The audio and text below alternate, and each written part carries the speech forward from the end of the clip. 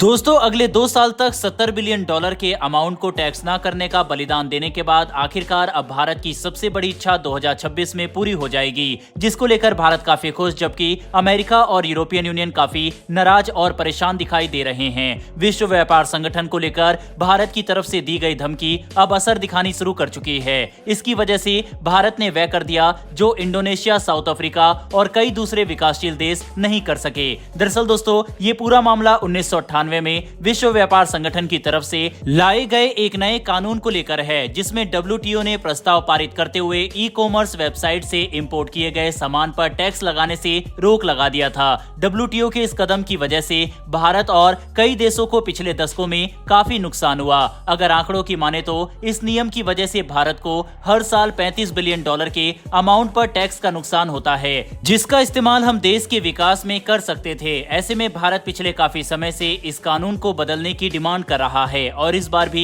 विश्व व्यापार संगठन की मिनिस्ट्रियल कॉन्फ्रेंस के दौरान भारत ने काफी कोशिश की ताकि इस कानून को बदला जाए, लेकिन न चाहते हुए भी दबाव में आकर सभी देशों ने इस नियम को अगले 2 साल के लिए एक्सटेंड करने पर सहमति दे दी थी, जिसकी वजह से साल 2026 तक अब दुनिया का कोई भी देश ई कॉमर्स वेबसाइट से इंपोर्ट किए गए सामान पर कस्टम ड्यूटी या किसी भी तरह का टैक्स नहीं लगा सकता। इसके बाद भारत ने अपनी नाराजगी जाहिर करते हुए इस संगठन पर काफी तीखे बयान दिए थे और अब लगता है कि भारत को उसी का फल मिलना शुरू हो चुका है। दरअसल दोस्तों लेटेस्ट अपडेट के अनुसार WTO चीफ की तरफ से दिए गए बयान में उन्होंने ये बात साफ तौर पर बोल दी है कि 2026 के बाद विश्व व्यापार संगठन ई कॉमर्स इंपोर्ट ड्यूटी पर लगे रोक को हटा देगा। इसके बाद प्रस्ताव पारित करते हुए एक नया प्रावधान उपलब्ध कराया जाएगा, जिसके अनुसार जो देश चाहते हैं वह ई कॉमर्स से इंपोर्ट किए गए सामान पर टैक्स ले सकते हैं। साथ ही जिन देशों को 1998 के कानून के साथ ही आगे बढ़ना है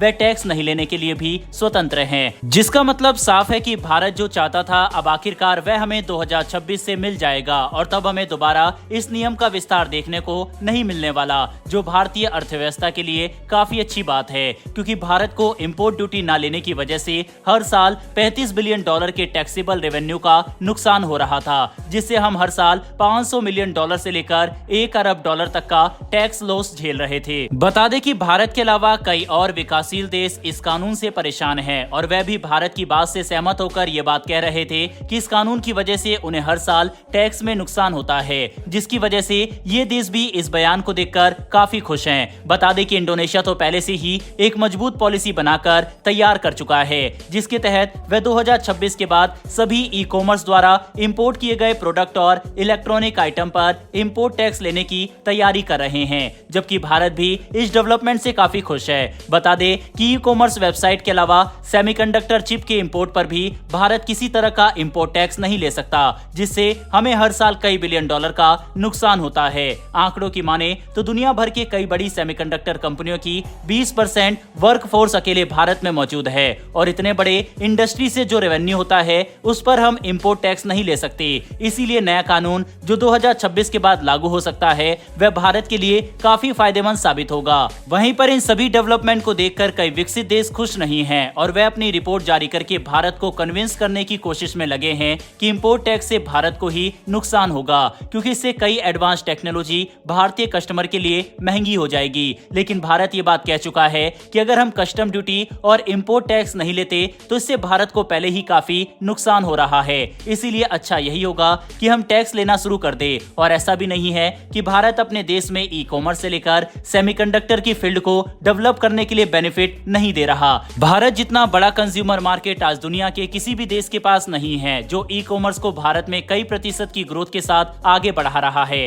इसके अलावा जहां तक बात सेमीकंडक्टर की है तो भारत सरकार ऐसी योजना तैयार कर चुकी है जिससे चीन ने जो डेवलपमेंट 25 से 30 साल में हासिल की सेमीकंडक्टर की क्षेत्र में, वही महारत हम अगले 10 साल में हासिल कर सकते हैं। इसके लिए भारत अलग अलग कंपनियों को सेमीकंडक्टर के क्षेत्र में $10 बिलियन तक के इंसेंटिव देने के लिए PLI स्कीम अनाउंस कर चुका है। कुल मिलाकर समझे तो भारत ये बात अच्छे से जानता है कि हमें अपने देश का आर्थिक विकास कैसे करना है और इसके लिए हम हर जरूरी कदम उठा रहे हैं। चाहे WTO में लड़ाई लड़के पुराने नियमों को बदलना हो या अपने देश में इंसेंटिव देकर इंडस्ट्री को खड़ा करना, भारत हर फील्ड में तेजी से काम कर रहा है और यही एक समृद्ध भारत की बुनियाद बनेगा। और भारत की यही ताकत को देखकर WTO को अपनी जिद छोड़ते हुए भारत भारत के सामने झुकना पड़ा और भारत के लिए ये काफी बड़ी जीत है। उम्मीद करते हैं कि आने वाले समय में यही सक्सेस भारत को यूनाइटेड नेशन में भी देखने को मिले और यूएन को भी भारत के सामने झुकना पड़े और हमें हमारा हक वहां पर भी मिले। बहरहाल दोस्तों, इस वीडियो में इतना ही। डेली डिफेंस और वर्ल्ड अफेयर से जुड़ी ऐसी वीडियो के लिए चैनल को सब्सक्राइब करके बेल नोटिफिकेशन को जरूर दबा लें। फिर मिलेंगे ऐसी एक नई वीडियो के साथ। धन्यवाद।